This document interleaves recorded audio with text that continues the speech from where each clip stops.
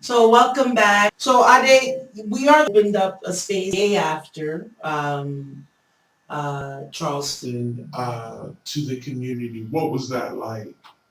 Tell me a little bit, because I wasn't able to join you, but I felt so happy that you guys came out the gate and opened that space up. Absolutely. I think after tragedies such as this, I mean, you think about storms and natural disasters or terrorist attacks, and there's always a space. People always provide that, but it's day at noontime, we're just like people to mourn. I mean, things like I can't focus, or I have that right now, or I'm feeling anxiety. Like people that have mental health issues, or just like their mental health issues, or it was triggering, right? It was triggering.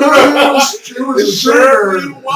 I mean, people were angry, and I'm like, let's create this space. So as I said, my father was a minister, so he opened up his doors to his congregation and also to people in the city and people from various groups, young people actually, it was mostly young people that came. But it was moderated by Tony Vandermeer, Professor our mutual mentor. Yes, our Baba. And Celestia Toure. He came through and just endowed us with a lot of knowledge, encouraged us. And it was really wonderful. People were able to express themselves. You know, we were in a church setting, but people said how they felt. It's very important. This is not about don't swear. This is about letting all out. Leave it here. You know? Tell it to Jesus. Tell him. Exactly. You know? So I mean, it's at the point that we're lucky. Some of us are not crazier than people think we are. Yeah. Because it is, you know, this is where what I've been writing and researching about is that for me, coming to this country and then having to deal with racism on a whole nother level was violent. It lands on me. I've never been hit because I was one of those good kids and never got hit, but it almost feels like someone is hitting me because it has this, I feel like literally this whole week, it's like your body breaks down, your mind, it's hard to focus. I felt sick. I was working out and playing because I was like, how do I get it out? How do I get it out? Like you just felt like you had to do more to keep yourself like in line and not wanting to be like rushing home and let's stay in the corner, you know. So I'm glad you guys did that. I'm sure it's needed. And moving into the next piece is like then we have Charleston and then it's not the shooting, but it's the continuum of who we are, how we identify ourselves, how we value ourselves, not just how other people value us, but how we value ourselves. And then it's the Dominican Republic issue with Haiti. The Dominican Republic has decided to deport all Dominicans of Haitian descent who are not legal or documented. And at first, when it came out 3-4 years ago, they paused. And my dear friend, colleague, sister warrior Sonia Pierre was one of the leading voices in that fight. May she rest in peace. Really passed because of the fight, the energy that this fight took. So for me, it was very painfully heartbreaking to see that it was actually happening because I didn't think that it would happen. I really didn't think that they would go through with something that you're trying to say is an issue of migration on an island that has a history of Trujillo killing Haitians The mistreatment between the two, even though, let's keep in mind, Dominicans and Haitians have been living together for centuries. Absolutely. There has always been issues. There's always been problems, but they have figured it out. Now you have the powers that be wanting to shift this island and make it, what we call in Spanish, superando la raza, changing, upping the race by washing out. Because to me, this is ethnic cleansing. Yeah. Because the people of Haitian descent that are Dominicans tend to be our complexion, tend to be clear in their African roots, and self-identify. The Dominican Republic sadly has a history of a people, however shade they have come out, not self-identifying. They are strongly one of the Spanish-speaking countries, islands that hides away, turns away from their African roots. They're very, not. It's not a gem. It's a. There's more of that and less of those who stand up. But there are those. There are my colleague Chandrai, Seria Galvan, Marianela, Altagracia. Those are colleagues of mine that are really doing this work and really speaking up. And Julia Alvarez has spoken up, Juno Diaz has spoken up, and they're Dominicans. Endicott, a Haitian writer, has spoken up. But this issue at the core of it is racism.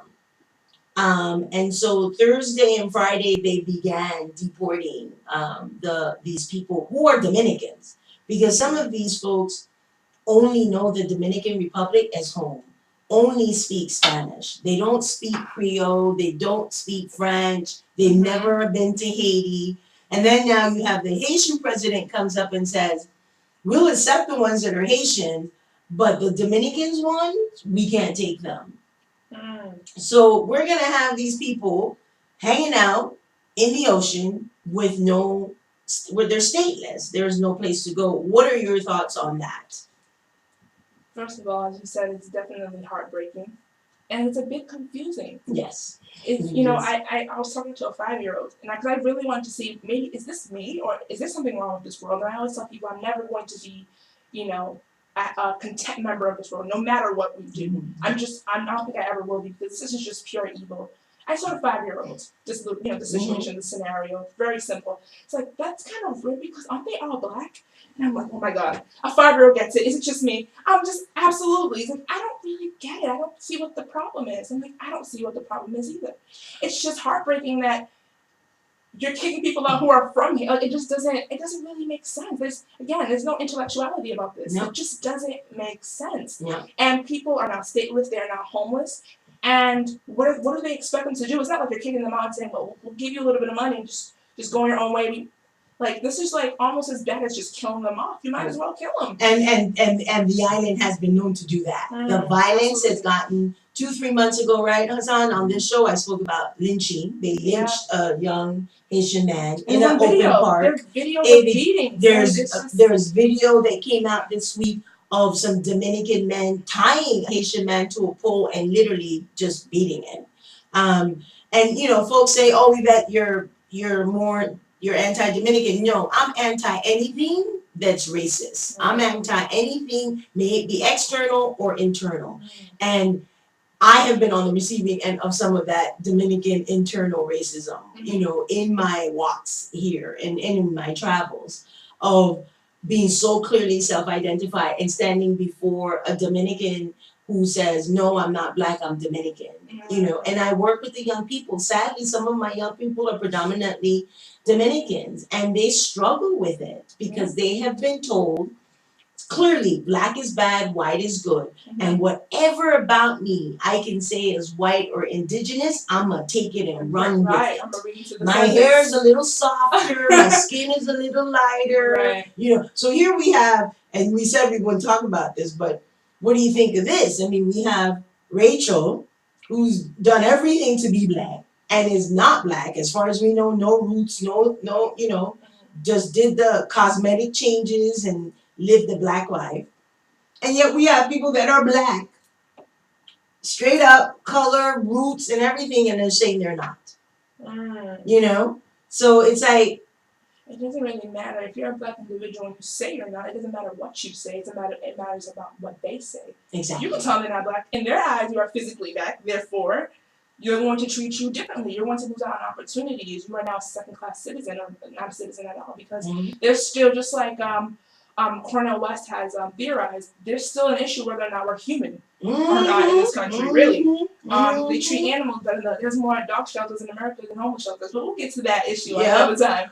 But it speaks to how the Dominican government and the people, those who are anti-Haitian or anti-Dominican, because it's not anti-Haitian.